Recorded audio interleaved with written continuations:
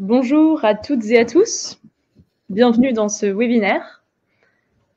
Nous sommes déjà 101 participants et nous allons aujourd'hui décoder les réformes en cours sur le reporting ESG et leur impact pour les entreprises. Donc vous êtes nombreux à vous être inscrits, plus de 300, ce qui prouve que le sujet suscite non seulement un grand intérêt, mais aussi peut-être quelques inquiétudes sur l'avenir de la CSRD et du cadre réglementaire européen. Donc ce débat s'inscrit un peu dans un contexte mouvementé, marqué par des annonces récentes qui ont semé le doute sur l'avenir du reporting extra-financier. Et par là, je fais référence notamment à une déclaration de Stéphane Séjourné, ministre des Affaires étrangères, qui a évoqué la possibilité de supprimer certaines obligations de reporting dans le cadre de la CSRD sur France Inter. Donc ces propos-là ont provoqué des fortes réactions, mais son entourage l'a ensuite nuancé. Il ne s'agirait peut-être pas de supprimer l'initiative, mais peut-être simplement d'en simplifier l'application. Selon nos informations récentes, un changement significatif dans l'agenda de la Commission est envisagé, avec une communication sur la mise en œuvre de cette simplification qui pourrait être avancée jusqu'au 11 février, donc mardi prochain. On pourrait envisager que cette décision réponde à une pression croissante des États membres, incitant la Commission à clarifier rapidement sa ligne politique. Donc pour me présenter rapidement, je m'appelle Laetitia Carl, je suis la directrice générale France de Greenly. Notre plateforme permet aux entreprises de piloter leurs données ESG et nous accompagnons déjà, par exemple, plus de 100 clients sur la CSRD uniquement. Alors, pourquoi est-ce qu'on a fait ce webinaire? Pour donner plus de clarté à nos clients qui nous le demandent et à notre écosystème, comprendre concrètement ce que signifie cette simplification annoncée, quels sont les impacts pour les entreprises qui, elles, ont déjà commencé cette mise en conformité, et est-ce qu'il faut s'inquiéter d'un éventuel affaiblissement des exigences de transparence? Et pour répondre à toutes ces questions, j'ai le plaisir d'accueillir Pascal Canfin, européen et coordinateur Renew Europe de la Commission environnement au Parlement européen, qui suit ce sujet de très très près et qui a récemment mis en garde contre les risques d'un éventuel recul réglementaire. Donc merci Pascal d'être avec nous aujourd'hui. Merci pour l'invitation. Alors avant d'entrer dans les implications concrètes pour les entreprises, revenons sur les faits. Pascal, est-ce que vous pouvez nous expliquer ce que nous savons à ce stade sur la réforme en cours?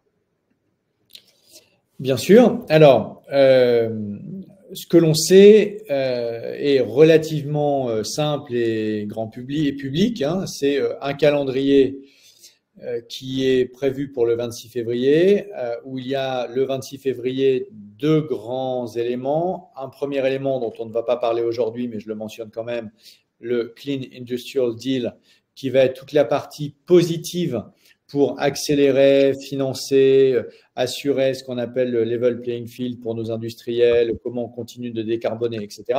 On n'en parle pas aujourd'hui, mais c'est évidemment très, très important.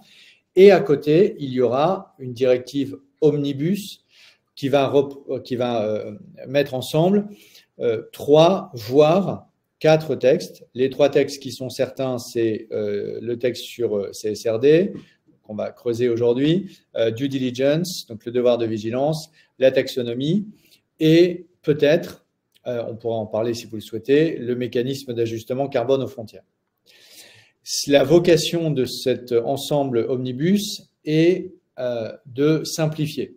Et là, on rentre dans la complexité des choses. Est-ce que c'est une simplification qui en fait veut dire dérégulation? Ou est-ce que c'est une simplification qui veut dire simplification pour faire?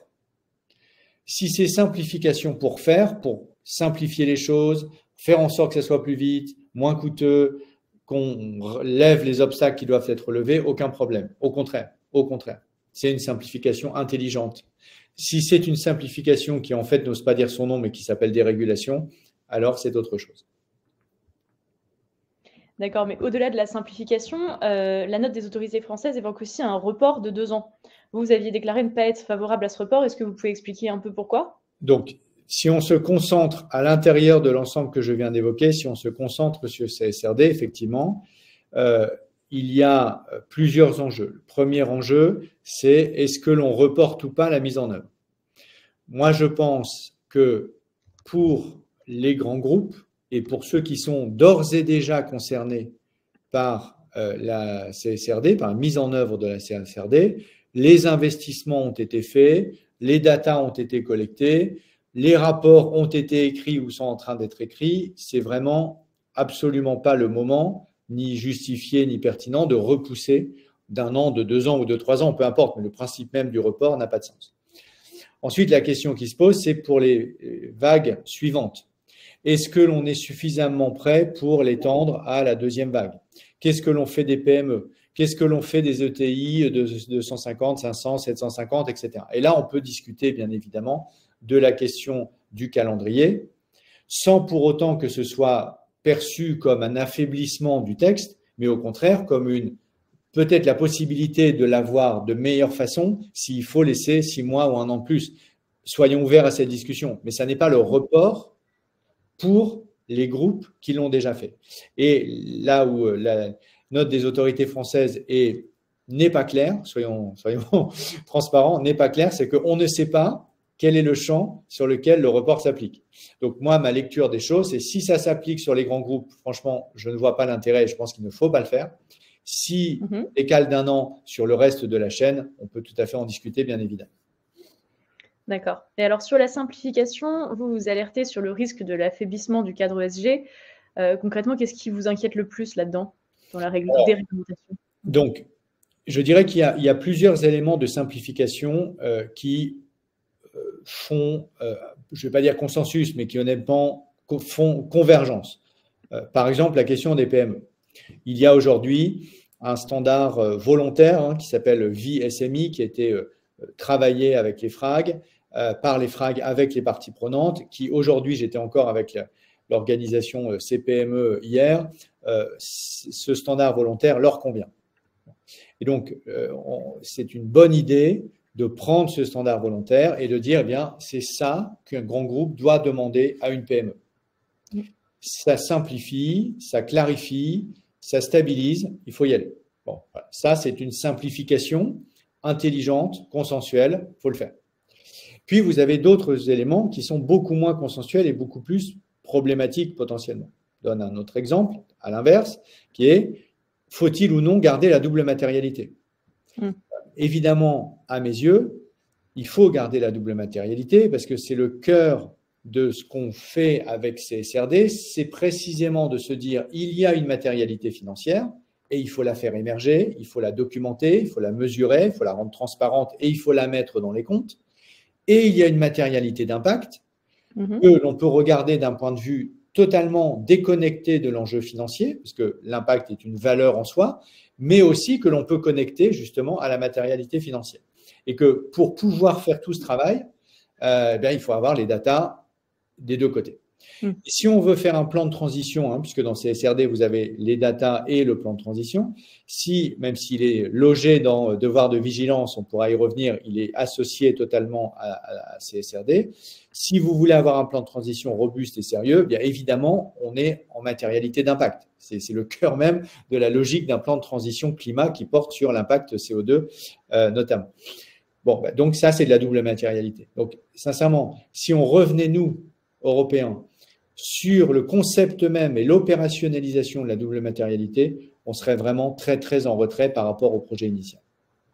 Et c'est un peu la vision anglo-saxonne aussi, cette simple matérialité. Alors, c'est l'approche de l'ISSB.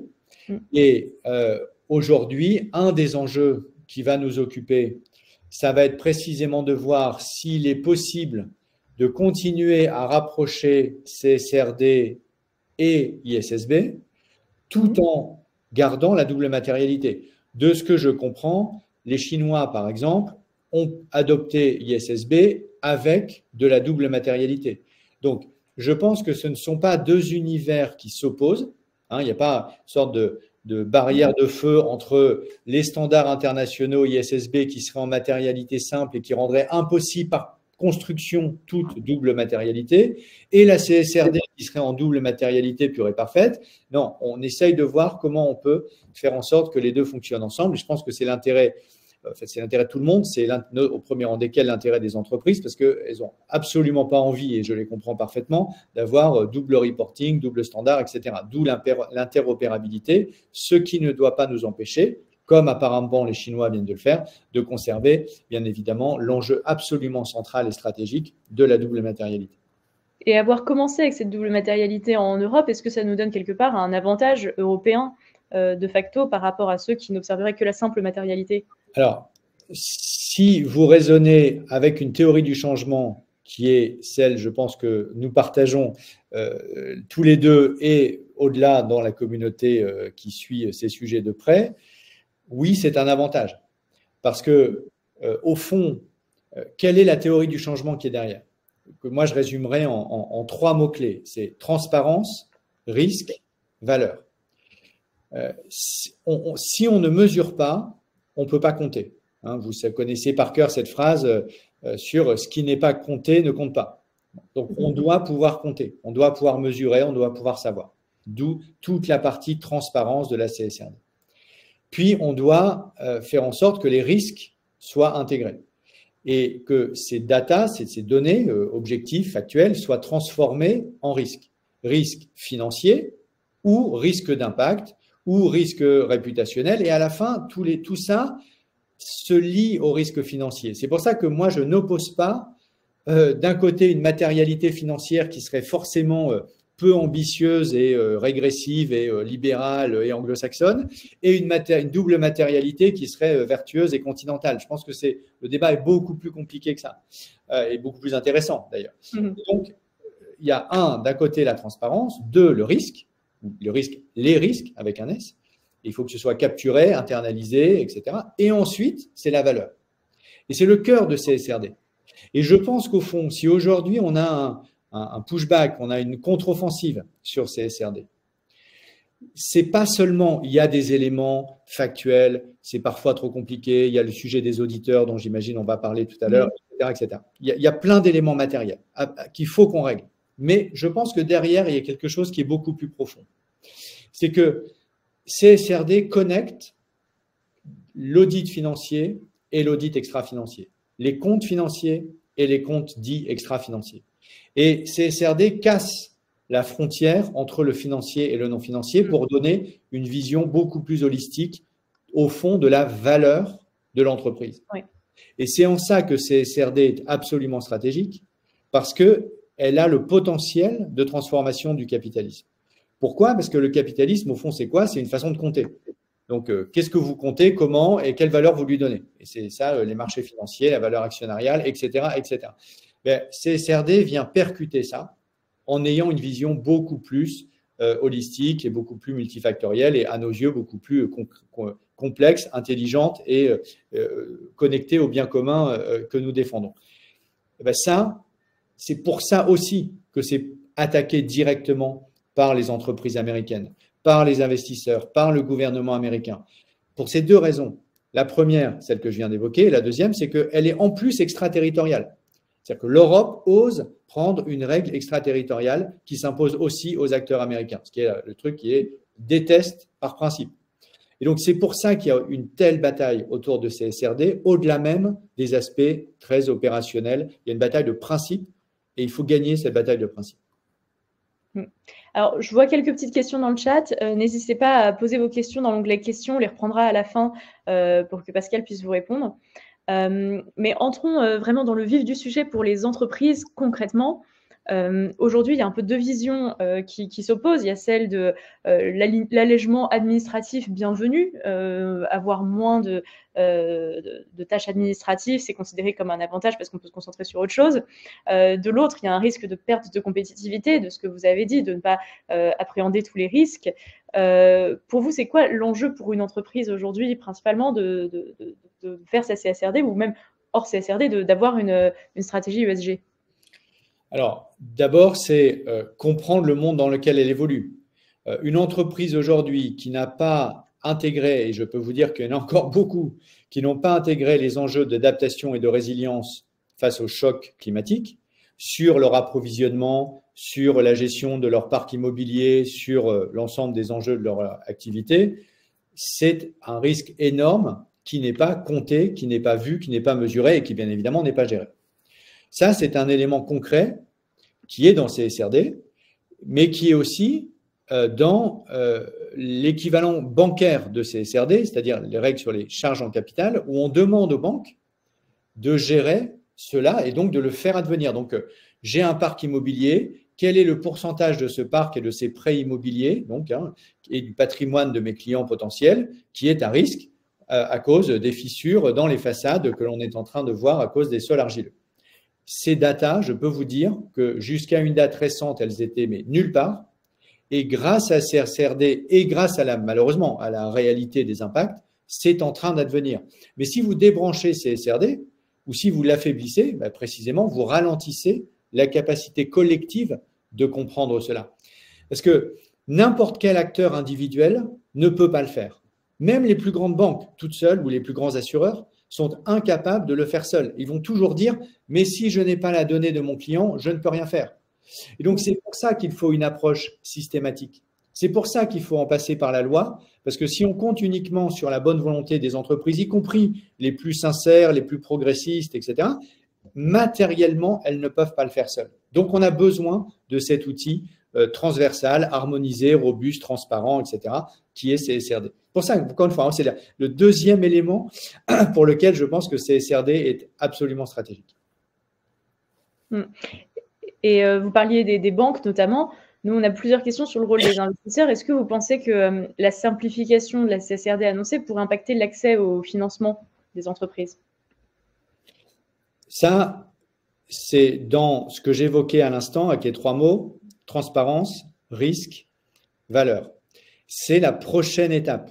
C'est-à-dire qu'un jour, lorsque tout ça sera en place, digéré, alors ce sera pertinent de faire de ce bilan-là et de l'analyse de ces datas dites extra-financières un élément d'accès au marché, un élément de bonus de financement, etc.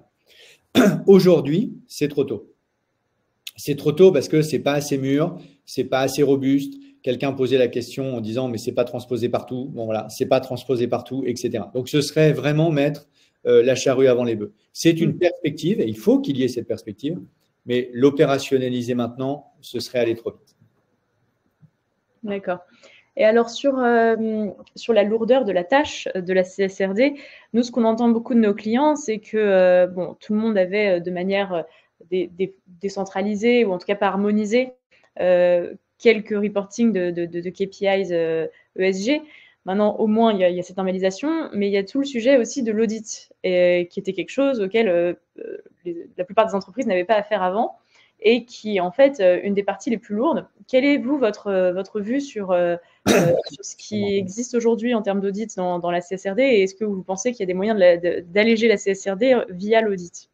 Alors, c'est une très bonne question parce que je pense que lorsque l'on creuse avec les entreprises leur frustration ou leurs inquiétudes vis-à-vis de la mise en œuvre de CSRD, c'est rarement sur le principe lui-même. Moi, je connais assez peu de chefs d'entreprise qui ne voient pas la valeur ajoutée opérationnelle, stratégique d'avoir ces informations. On est vraiment dans soit des choses absolument opérationnelles de « mais je n'ai pas la data, comment je vais faire, comment je vais m'organiser, etc. » soit du risque juridique, et notamment lié à l'audit. Donc, sur le premier point, on y reviendra peut-être sur comment on rend les choses plus opérationnelles, plus faciles, plus légères. Mais je réponds à votre question sur l'audit. On a introduit l'assurance limitée, précisément pour se dire on commence tranquille et puis on verra plus tard ensuite la perspective d'aller vers une certification plus dure, comme c'est le cas pour les comptes financiers, mais ce serait aller trop vite, il faut y aller progressivement. Et je suis 100% d'accord avec ça, bien évidemment. Et il se trouve que j'ai beaucoup de retours d'entreprises, et là, pour le coup, je suis intéressé par le vôtre également, chez vos clients. J'ai beaucoup de retours d'entreprises qui me disent « Attention, les flexibilités que vous avez créées sont retournées par les auditeurs pour de bonnes ou de mauvaises raisons. Je ne porte pas de jugement à ce stade. Et en fait, ça ne s'appelle pas flexibilité, ça s'appelle risque juridique. » Je vous donne un exemple. On a donné la possibilité aux entreprises de définir ce qui est matériel pour elles.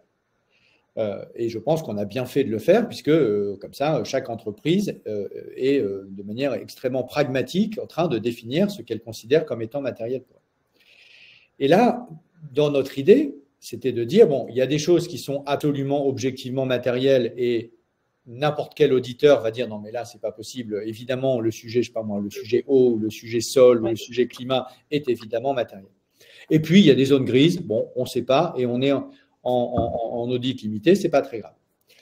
Ce que je comprends de ce qui se passe, c'est que des auditeurs commencent à dire ah mais attention, moi j'ai besoin que tu me démontres que ce n'est pas matériel. Pourquoi exactement tu fais passer la limite là et pourquoi ça, c'est pas matériel? Et alors, commencer à démontrer que quelque chose n'est pas matériel est infiniment plus compliqué que de démontrer que c'est matériel.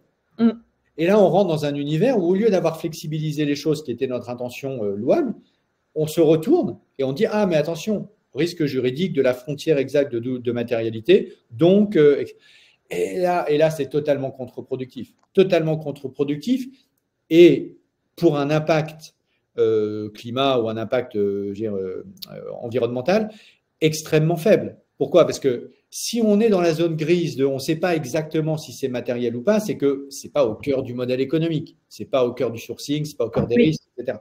Voilà. Et donc ça, c'est typiquement quelque chose, hein, et je m'arrêterai là, je suis un peu long, excusez-moi, c'est typiquement quelque chose qu'il faut qu'on arrive à résoudre dans la simplification. Non, mais ça, c'est au cœur des préoccupations de nos clients. Donc, je pense que c'est intéressant d'y passer un petit moment. Et je pense que quand on se pose la question pourquoi les auditeurs vont demander plus de détails, il faut réfléchir à leur responsabilité à eux. Et aujourd'hui, ils ont une responsabilité pénale. Donc, forcément, ils sont encouragés à toujours vouloir chercher plus. Donc, on pourrait se poser la question de lever cette obligation pénale pour un peu libérer les auditeurs de leurs charges et peut-être que ça les aiderait à être plus flexibles.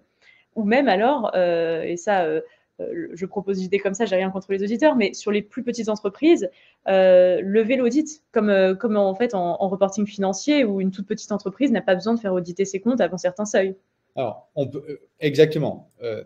On ne va pas rentrer là dans quelle est la meilleure façon de faire, mais il est absolument certain qu'il faut qu'on adresse ce point.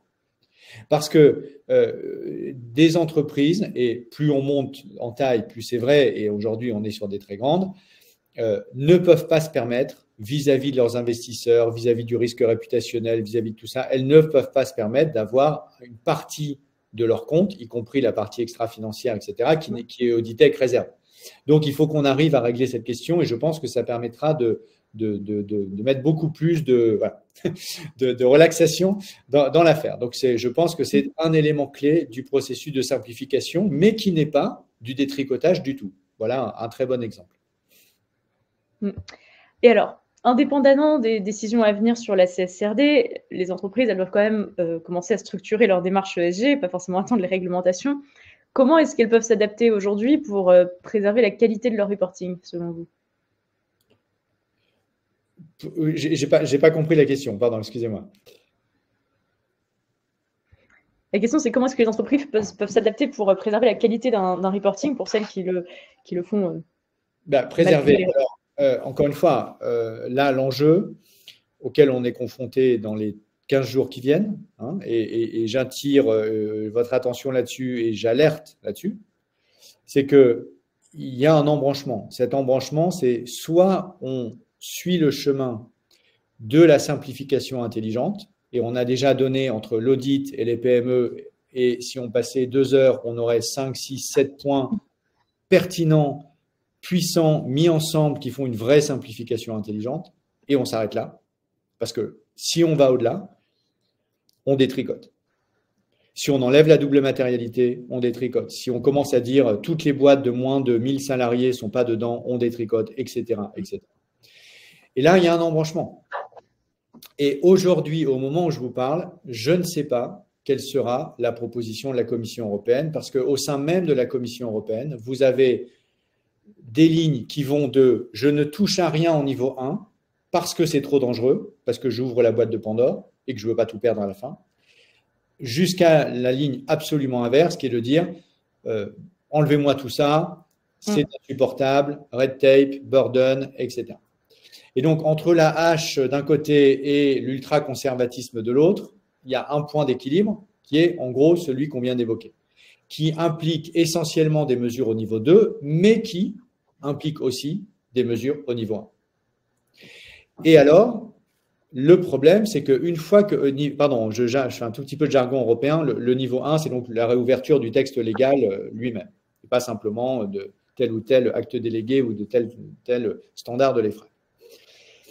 Et une fois que vous l'avez réouvert, le texte, vous ne savez pas où ça s'arrête. Et là, j'en viens au sujet politique, c'est qu'au Parlement européen, où tout ça va arriver, vous n'avez que deux majorités possibles. Vous avez la majorité centrale, dite von der Leyen, du nom du président de la présidente de la Commission, qui va des Verts au PPE ou des socialistes au PPE en passant par mon groupe Renew. Et la deuxième majorité, qui est la majorité qui n'existait pas la dernière fois, lors du précédent mandat, qui est l'association de la droite et des extrêmes droites.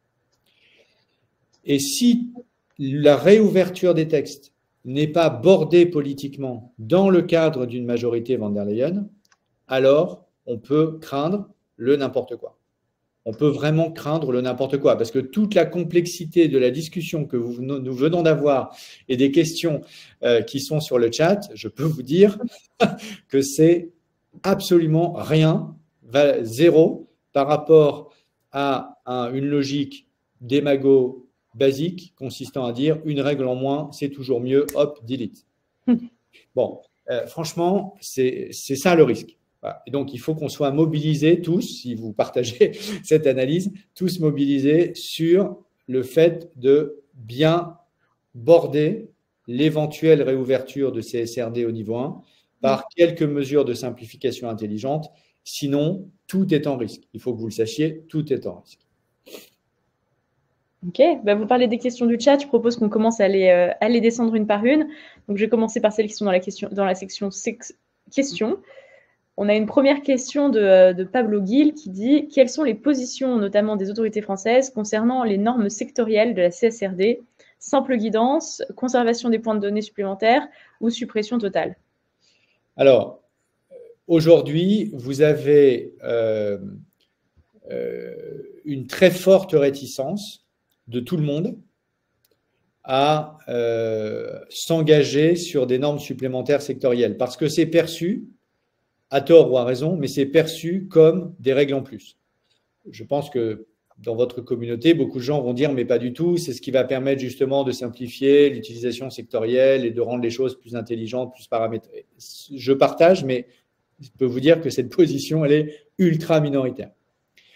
Donc, il n'y a que deux options possibles aujourd'hui, je pense.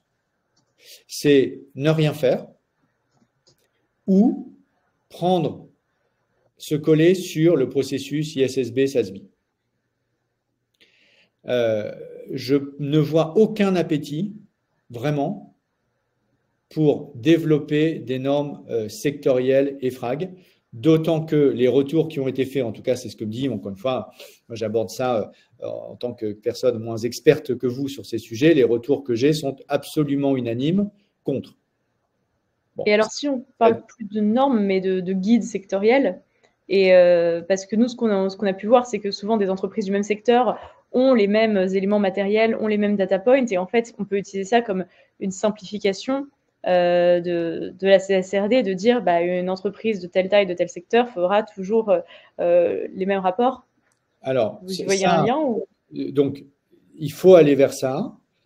Je pense que l'approche, pour moi, l'approche sectorielle, je le mettrais. Alors, en tout cas, si on arrive à le présenter comme ça, parfait, mais je peux vous dire qu'aujourd'hui, ça n'est absolument pas perçu comme tel et il y a une bataille sur ce sujet. Mais le scénario le plus probable, encore une fois, on est là pour partager des intuitions, des informations qui nous permettent de mieux décrypter la situation dans laquelle on est, c'est qu'il n'y ait rien du tout sur les normes sectorielles au-delà d'un éventuel copier-coller de ce qui serait fait à l'échelle internationale. Maintenant, j'en viens sur un point sectoriel qui est à la fois lié et pas tout à fait. Ce n'est pas le côté standard sectoriel, c'est le côté data. Et je pense que c'est un élément clé. C'est que la CSRD encourage fortement, les FRAG encouragent fortement les associations professionnelles à créer des référentiels sectoriels de data en disant une tonne de CO2, tonne de ciment produite en France, c'est tant de tonnes de CO2, point. Mais je pense que c'est fondamental, c'est absolument fondamental, parce que ça permettra de donner de la donnée je veux dire, objective, enfin, c'est pas n'importe quoi, c'est pas du greenwashing sorti de nulle part, Non, et en même temps qui simplifie considérablement les rapports et qui fait que seules les entreprises, notamment les PME et les ETI, qui veulent se différencier de la moyenne sectorielle, peuvent le faire parce que c'est leur avantage concurrentiel. Et ça, je crois que c'est aussi une façon assez pertinente, et j'ai le sentiment que c'est assez consensuel, d'intégrer de la matérialité, de la double matérialité, sans générer des surcoûts de collecte d'informations importants. Absolument. Alors, prochaine question. Dans quelle mesure les auditeurs de la CSRD sont-ils préparés? Existe-t-il des méthodologies et des lignes directrices claires pour les audits, ou les auditeurs disposeront-ils d'une grande marge d'interprétation ou de subjectivité? Alors là, c'est une question pour vous ou pour des praticiens. Encore une fois, moi, je travaille sur la fixation des règles. Aujourd'hui, je ne suis pas formateur. Je crois qu'il y a des formations dans tous les sens. Je crois qu'il y a des référentiels de durabilité, oui. Exactement. Donc, je ne pense pas que ce soit un déficit de connaissances. Maintenant, encore une fois, je ne suis pas mieux placé, je suis moins bien placé que vous pour répondre à cette question. Par contre, je crois qu'il y a un vrai sujet sur la responsabilité légale et l'interprétation de cette responsabilité. C'est la discussion qu'on avait il y a 5 minutes. Là, il faut absolument porter le fer. Oui, parce que la CSRD, c'est nouveau pour tout le monde, après tout. Personne qui a 15 ans d'expérience en CSRD. Donc, même les auditeurs, ils vont apprendre sur le tas. Par définition. Alors, une autre question simple, et quid de la taxonomie? Alors, donc, la taxonomie, si la question c'est quid de la taxonomie au sens de est-elle dans le fameux texte omnibus du 26 février, la réponse est oui. Est-ce qu'elle est au numéro 1 des pressions? Non. En revanche, à l'intérieur de la taxonomie, vous avez quelques éléments qui objectivement doivent être revus. Et celui qui revient très souvent, c'est le Green Asset Ratio, donc le GAR, qui porte notamment sur le secteur bancaire et qui n'a visiblement pas fonctionné. Donc là aussi, si ma porte virtuelle sur LinkedIn ou par mail est toujours ouverte à ceux qui auraient des questions ou des éléments, des informations à me donner sur ces sujets, hein, puisque je ne suis pas omniscient, loin de là, mais je comprends que le GAR n'a pas fonctionné, donc je comprends qu'il doit être revu en profondeur. Voilà un exemple concret de réforme de la taxonomie. Si on en est là, si on s'en tient là, et puis on aura 2-3 autres sans doute, c'est pas très grave. En revanche, vous avez une option beaucoup plus radicale et qui là, pour le coup, me semble particulièrement problématique, qui serait de la rendre optionnelle. Et là, si vous rentrez là-dedans, évidemment, à ce moment-là, tout devient, enfin, si le système de data devient optionnel, il est mort. C'est-à-dire, si on fait le parallèle avec les comptes financiers, ils ne sont pas optionnels.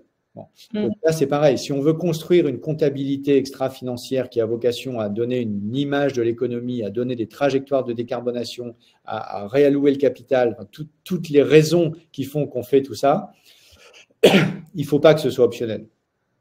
En revanche, il faut que ce soit praticable et intelligent. Et donc, c'est pour ça que moi, je ne suis pas du tout opposé par principe à la simplification intelligente. Au contraire, même, je la cherche, je la revendique pour pouvoir faire en sorte que la taxonomie fonctionne mieux demain qu'elle fonctionne aujourd'hui, qu'elle soit plus utilisée demain qu'aujourd'hui. Mais c'est évidemment pas en la rendant optionnelle qu'on y arrivera. Mieux vaut qu'elle soit obligatoire mais simple que optionnelle et complexe. Alors ça, c'est sûr, il n'y a pas photo. Alors, question suivante. Pour les nouvelles entreprises soumises à la CSRD, rapport pour 2026, comment conseillez-vous d'aborder la mise en conformité pour cette année en attendant d'avoir plus d'informations? Et c'est vrai que j'ajoute que nous, on a beaucoup de potentiels clients qui viennent nous voir, qui veulent s'engager, qui veulent commencer la démarche, mais qui nous disent, avec tout ce qui se passe, on ne sait pas si on doit commencer ou pas. Donc, il y a un gros attentisme et on essaie de les rassurer. Mais qu'est-ce que vous avez à répondre à ça? Alors, ça plaide pour le maximum de simplification au niveau 2. C'est-à-dire, si on réouvre le niveau 1, c'est-à-dire le texte lui-même, on n'a aucune chance, je n'ai aucune chance de pouvoir répondre à votre question avant la fin de l'année. En fait, le processus européen, même accéléré, proposition de la Commission fin février, début mars, ça part au Conseil, ça part au Parlement, c'est voté en commission, puis en plénière, puis on ouvre un trilogue de négociation entre les deux institutions. Tout ça prend des mois, des mois, des mois. Et donc, au mieux, et c'est l'objectif de la Commission, au mieux, tout ça est finalisé à la fin de l'année. Et évidemment, vous allez me dire, ce n'est pas tout à fait cohérent avec le reporting 2026 sur les comptes. Bon, je ne peux que vous répondre oui. C'est pour ça que le plus simple, c'est de targeter des modifications intelligentes le plus possible au niveau 2, qui n'implique justement pas de réouvrir la loi, donc de gagner du temps, pour pouvoir répondre à votre question. Et donc, je n'ai malheureusement pas de réponse plus précise à faire. J'ai bien conscience de l'incertitude qui est créée. Je n'en suis pas responsable. Je suis tout à fait d'accord avec ceux qui disent mais c'est n'importe quoi, c'est au moment où je m'y mets que… Bon. Oui, malheureusement, ce n'est pas la seule fois où, dans la séquence politique que nous vivons, nous sommes en tension entre ce qu'on a décidé il y a quelques mois et ce qu'on est en train de faire. Et donc, j'espère pouvoir répondre à cette question rapidement. Si j'étais vous, je ne m'arrêterais pas parce que, de toute façon, soit ça sera repoussé d'un an, mais fondamentalement, ça ne change rien, soit vous serez peut-être soumis à moins d'indicateurs, moins de data points, telle ou telle modification, etc. Mais in fine, si vous êtes dans une chaîne de valeur d'un groupe, de toute façon, vous aurez à reporter.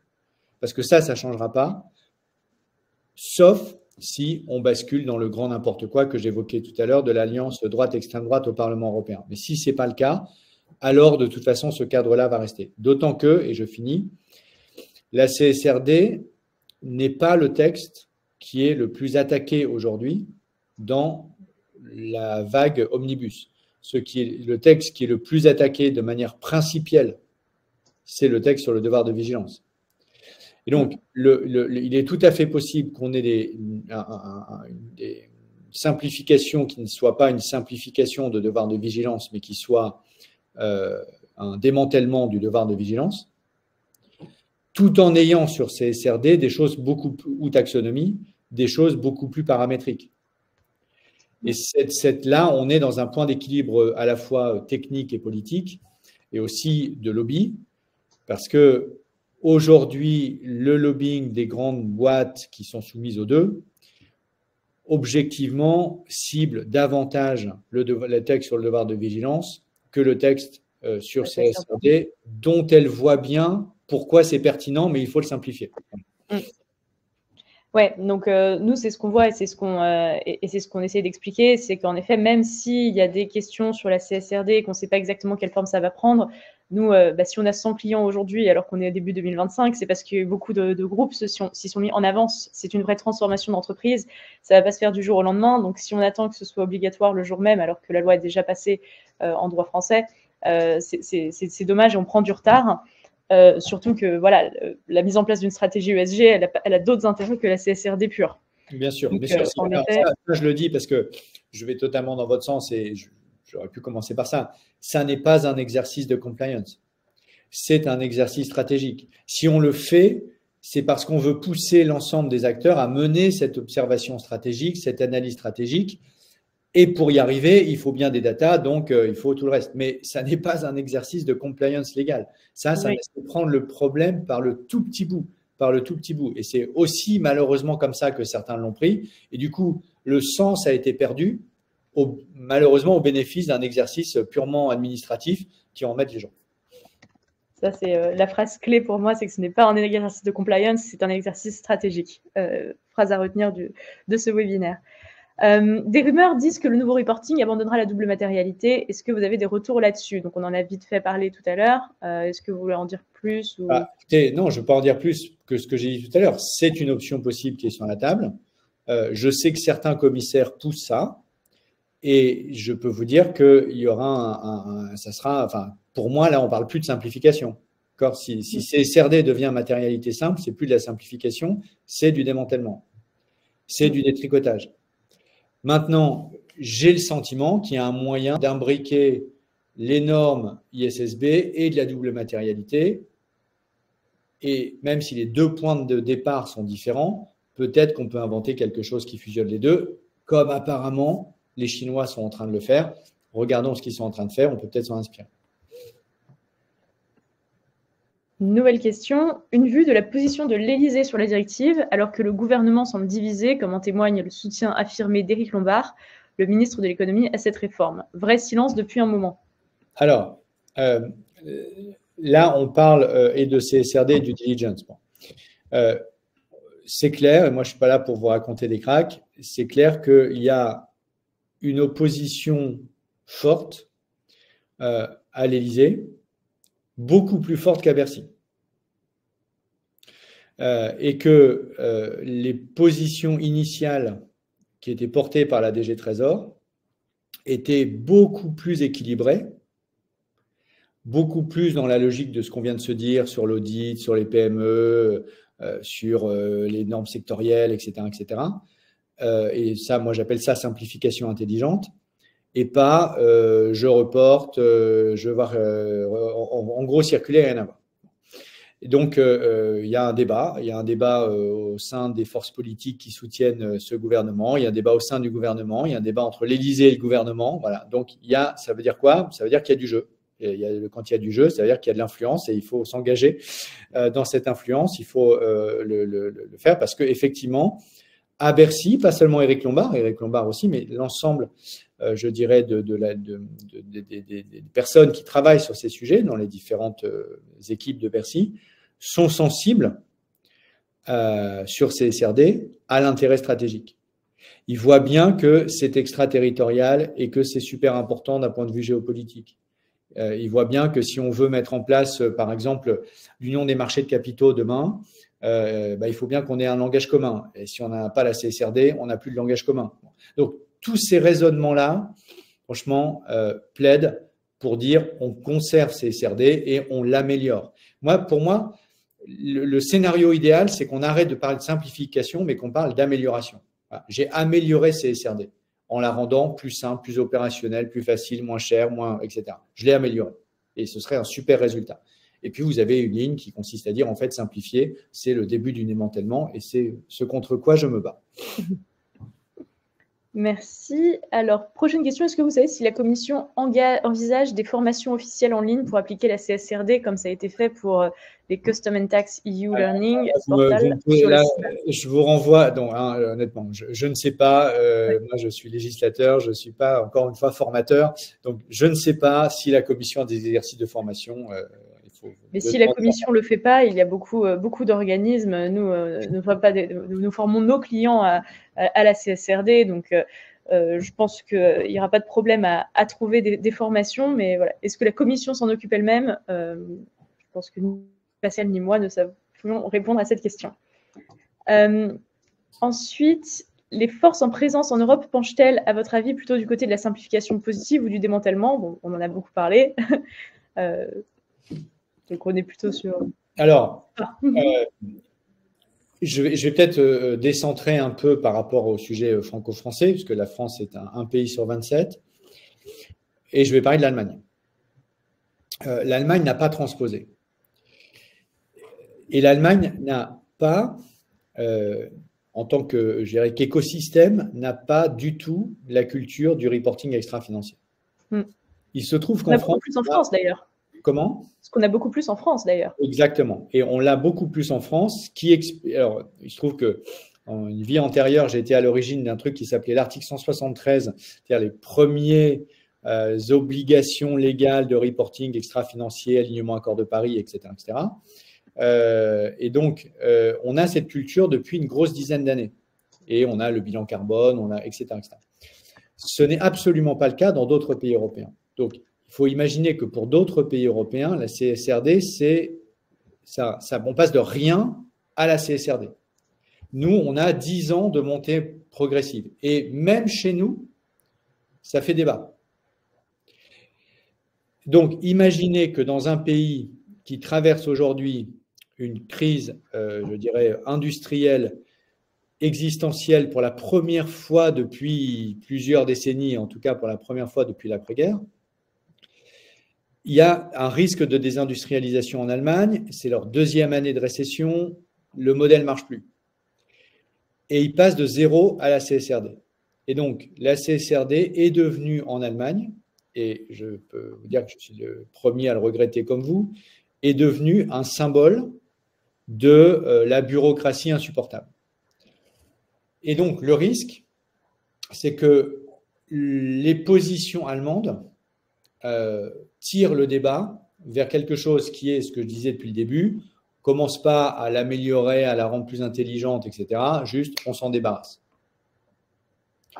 Et c'est d'ailleurs, à ma grande surprise, une lettre très dure contre la CSRD qui a été signée par tous les partis qui formaient le précédent gouvernement, y compris le ministre de l'économie vert, Robert Habeck. Mm.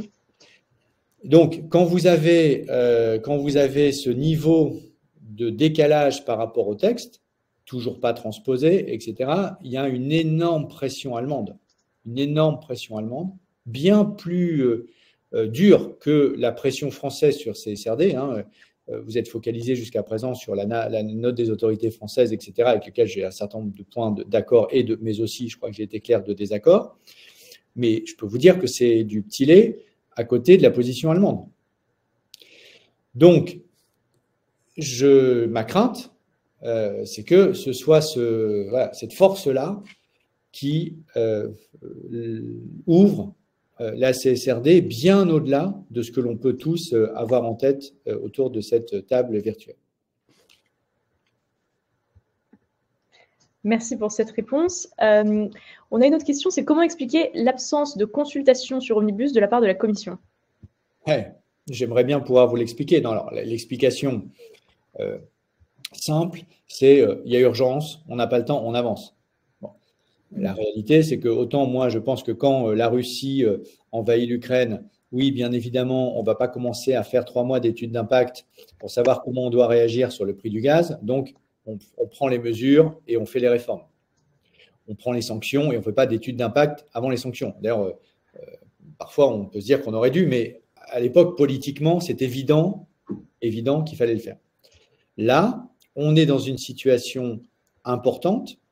Il y a un vrai sujet de compétitivité européenne, mais on n'est pas à 1 mois près. D'autant que, si vous me posez la question de dire, mais qui est la question quand même à la racine de pourquoi, quand on veut adresser l'agenda de compétitivité, on commence par due diligence, CSRD et taxonomie, je suis absolument, d'un point de vue rationnel, incapable de répondre à la question puisqu'il n'y a aucune étude d'impact qui démontre que c'est un problème sur la compétitivité. Donc, le fait qu'il n'y ait pas d'étude d'impact est évidemment un problème et je le dénonce parce que cela rend le débat absolument pas basé sur les faits, mais totalement idéologique. Et tout débat idéologique, vu le contexte actuel, n'est pas bon. Et donc, c'est d'ailleurs pour ça que ceux qui veulent se débarrasser de CSRD ou de due diligence, puisque je le rappelle encore une fois, et je ne dirai jamais assez, la cible première de tout ça, je pense, SDDD, c'est le devoir de vigilance, eh bien, ne s'embarrasse pas de savoir s'il faut ou pas une étude d'impact. Et d'ailleurs, c'est amusant, puisque c'est toujours le groupe de droite au Parlement européen, le PPE, qui demande des études d'impact, surtout dès qu'on veut faire une mesure verte, mais qui évidemment ne se pose pas la question de savoir s'il faut une étude d'impact quand il faut tout détricoter.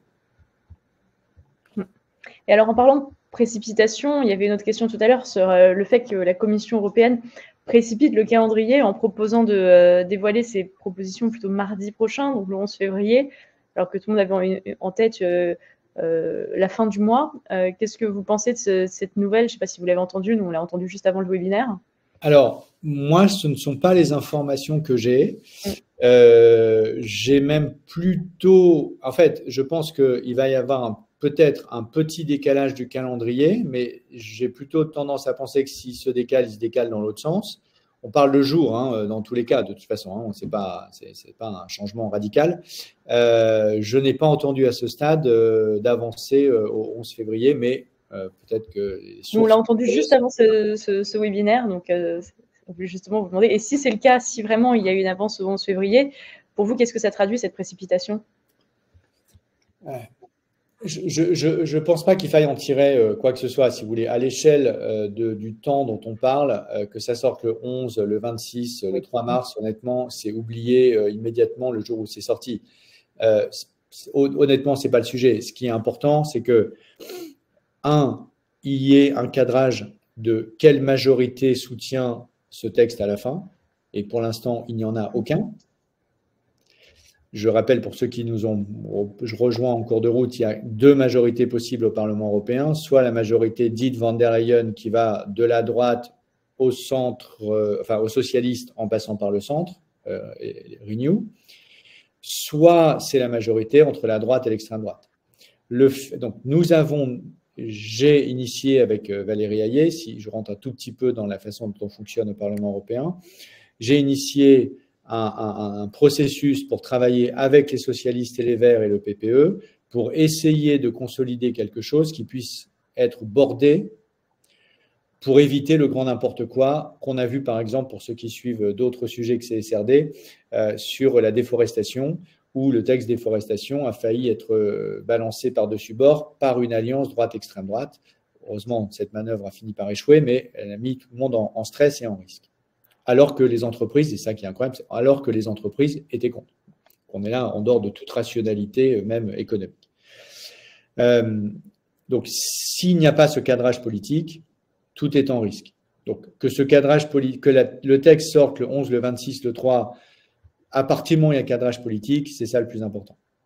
En revanche, qu'il sorte, quelle que soit la date, mais sans cadrage politique, là, on est vraiment dans un moment problématique. Et ensuite, il y a la question de la priorisation à l'intérieur de Omnibus, de qu'est-ce qui est réellement réouvert massivement, certains diront à juste titre détricoté, et qu'est-ce qui est de l'ordre du paramétrique. Et cet arbitrage-là, à ma connaissance, il n'est pas rendu. Et j'espère que ce qui est en train de se passer aux États-Unis, et parce que je pense qu'il faut qu'on dézoome au maximum aussi, c'est que, si vous voulez, l'agenda de simplification, tel qu'on le décrit là dans le détail, etc., de ce texte, c'est en gros pour rendre les choses plus opérationnelles, plus intelligentes, etc. Et il ne faut pas en avoir peur. Il ne faut pas se braquer dès qu'on parle de simplification parce que ça peut être intelligent et nécessaire. En tout cas, c'est ma position.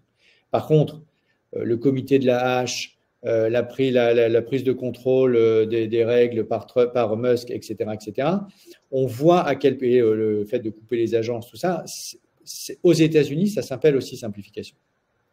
Donc, on voit bien que ce qui est en train de se passer aux États-Unis peut avoir chez nous, je pense, deux conséquences.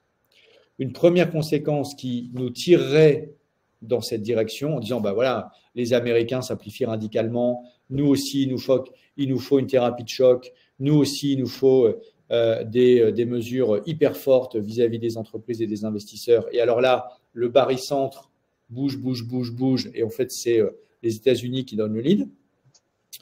Soit au contraire, et je pense que vous aurez compris où je me positionne, soit au contraire, on voit à quel point la simplification peut en fait vouloir dire, selon nos standards et nos valeurs démocratiques, quelque chose dont on n'a absolument pas envie. Et précisément, c'est parce que simplification signifie moins de démocratie et plus de bordel au fond, parce que ce qui se passe pour les fonctionnaires américains, pour les agences, pour les aides sociales, ça, c'est absolument n'importe quoi. Eh bien alors, il ne faut surtout pas aller là-dedans. Et il faut qu'on garde, nous, notre façon européenne de simplifier. Et la bataille du narratif, la bataille d'interprétation de ce qui est en train de se passer aux États-Unis et des conséquences que ça a, elle ne fait que commencer, puisque c'est une question de jours. Donc, elle ne fait que commencer. Donc, je pense qu'il faut la mener et il ne faut pas la sous-estimer. Super. Alors peut-être dernière question très très concrète, c'est comment ça se joue dans les prochains jours? Est-ce que c'est des discussions de couloir, des votes ou des groupes de travail? Alors évidemment, je vais vous donner la façon dont la procédure européenne fonctionne, ça s'appelle la démocratie européenne. Donc, normalement, il aurait dû y avoir une étude d'impact, il n'y en a pas. Normalement, il aurait dû y avoir une procédure de consultation officielle, il n'y en a pas. Donc, ce qu'il y a, c'est aujourd'hui, en ce moment même, au moment où on parle, une table ronde avec un certain nombre d'acteurs dont j'ai moi-même critiqué, et ces critiques ont été entendues, puisque les acteurs que je voulais me voir autour de la table, ils sont c'était complètement biaisé au départ. Bon, vous mettiez toutes les entreprises qui sont hostiles à CSRD, à due diligence, et vous sortiez de la table ronde en disant tout le monde économique est hostile à CSRD et due diligence. C'est un peu facile. Donc, ils ont rééquilibré. On verra ce qui sort. Ça, c'est aujourd'hui. Ensuite, on rentre dans le money time de la décision de la Commission européenne. Donc, c'est une question de jours, évidemment. Sachant que si ça sort le 26, de toute façon, c'est arbitré quelques jours avant. Donc là, on est dans les 10 jours où ça se passe. Ensuite, ça part au Parlement et ça part au Conseil. Donc le Conseil sont les États membres. Alors, les ministres, je ne sais pas quelle formation ministérielle, peut-être les ministres de l'Industrie ou ministres des Finances, je ne sais pas, vont prendre la décision et amender éventuellement le texte. Et nous, on va faire la même chose en parallèle au Parlement européen. Et je serai pour mon groupe politique le négociateur sur ces textes. Ensuite, on définit une position au Parlement, une position au Conseil, et ensuite on négocie dans ce qu'on appelle les trilogues, c'est-à-dire la négociation finale entre les 3 institutions européennes, le Conseil qui représente les États, le Parlement et la Commission. Tout ça, ça commence le 26 février, et comme je disais tout à l'heure, ça s'arrête fin de l'année. Donc, le 26 février n'est pas le point d'arrivée. Ça, je pense que c'est important peut-être de conclure là-dessus. C'est que ce qui sort le 26 février n'est pas le point d'arrivée juridique. C'est le point de départ proposé par la Commission. Ça peut être totalement revu et amendé. Ou au contraire, ça peut être copié-collé jusqu'au bout du processus, mais personne ne le sait à ce stade. Tout est ouvert puisque nous avons la possibilité d'amender tous les textes de la Commission en tant que co-législateur de l'Union européenne. Voilà comment ça va se passer. J'anticipe avant l'été un vote en commission, voire en plénière du Parlement européen, ou on va dire en septembre en plénière, peut-être avant l'été en commission, et des négociations finales jusqu'à la fin de l'année. Super. Alors, pour conclure, je vais répondre à une dernière question sur Greenly. Quels sont les scénarios prévus par Greenly sur les modifications de la CSRD à venir? Alors, nous, Greenly, on accompagne des entreprises vraiment dans la transition vers les approches ESG, CSRD. Donc, CSRD, c'est, comme on l'a dit tout à l'heure, une excuse, c'est une manière de le faire, mais la vraie raison pour laquelle on s'engage dans une démarche ESG, c'est parce que c'est stratégique. Et nous, on va accompagner des entreprises qui soit ont déjà de la maturité, soit l'ont jamais fait. Donc, sur le contexte de la CSRD qui ne l'ont jamais fait, parce que personne ne l'a jamais fait. Donc, on facilite la transition en automatisant la collecte de données. On a une solution qui va être flexible et s'adapter aux nouvelles exigences. Et on a déjà 100 clients, donc une belle expérience sur le sujet CSRD. Donc, si vous souhaitez en savoir plus, n'hésitez pas à nous contacter après le webinaire. Donc, pour conclure ce webinaire, moi, il y a 3 messages que je retiens particulièrement. Donc, c'est que la CSRD évolue, on ne sait pas encore exactement comment, mais que son application reste essentielle. Et donc, il faudra trouver une version simplifiée. Et on est tous pour la simplification, mais sans la rendre optionnelle. Ensuite, le deuxième point, c'est que cette transparence ESG, en fait, ce n'est pas un exercice de compliance, mais plutôt un exercice de transformation stratégique. Donc, ce n'est pas que la CSRD. Et enfin, que les entreprises doivent anticiper et structurer leur reporting, quelle que soit l'évolution de la réglementation. Et vous, Pascal, est-ce que vous avez un mot de la fin pour conclure et un conseil à toutes les entreprises qui nous écoutent? Je dirais que le mot de la fin, d'abord, merci pour ce temps d'échange. Merci de manière générale, pour ce que vous faites. J'ai d'ailleurs poussé pour que des entreprises, des startups comme la vôtre soient associées à la table ronde et normalement, vous devriez être reçu par le cabinet du commissaire qui est en charge, s'appelle Vladis Dombrovskis, dans les toutes prochaines heures ou les tout prochains jours. Vous êtes quelques acteurs sur ce marché et on a besoin de vous parce que précisément, vous êtes des acteurs de la simplification et de la réduction des coûts. Donc, si, quand on veut simplifier et réduire les coûts, on ne vous écoute pas, c'est complètement stupide. Donc, allez-y, faites-vous entendre. Et de manière générale, au-delà de vous-même et de l'entreprise, sur la communauté, sur l'ensemble des gens qui sont dans ce séminaire, moi, j'ai besoin de vous. J'ai besoin de vous pour défendre une simplification intelligente. Moi, je ne fais pas partie de ceux qui s'opposent par principe au fait qu'il faut simplifier et qu'il y a des problèmes à régler. Oui, il y en a. On en a évoqué 3 ou 4. Il y en a probablement une petite dizaine à régler de manière très opérationnelle, ambitieuse et claire. Mais par contre, le vrai risque aujourd'hui, il est que ça parte dans tous les sens et qu'à la fin, on n'ait plus que nos yeux pour pleurer. Donc, mobilisez-vous, parce que ce n'est pas qu'un combat, je le conclurai là-dessus, ce n'est pas un combat de compliance. Le sujet, ce n'est pas de faire de la compliance avec la CSRD. Le vrai sujet de fond, c'est la transformation du capitalisme. Ça doit nous mobiliser. Merci. Merci à tous pour votre participation. Merci Pascal pour votre éclairage précieux. Donc le débat fait que commencer. Restons motivés, restons ambitieux et restons connectés pour suivre l'évolution. À très bientôt pour un prochain webinaire avec notre équipe. On vous tiendra au courant des prochaines actualités en compagnie de nouveaux invités qu'on aura le plaisir de recevoir. Merci à tous et vous allez tous recevoir l'enregistrement comme on l'a dit dans le chat. Au revoir. Au revoir.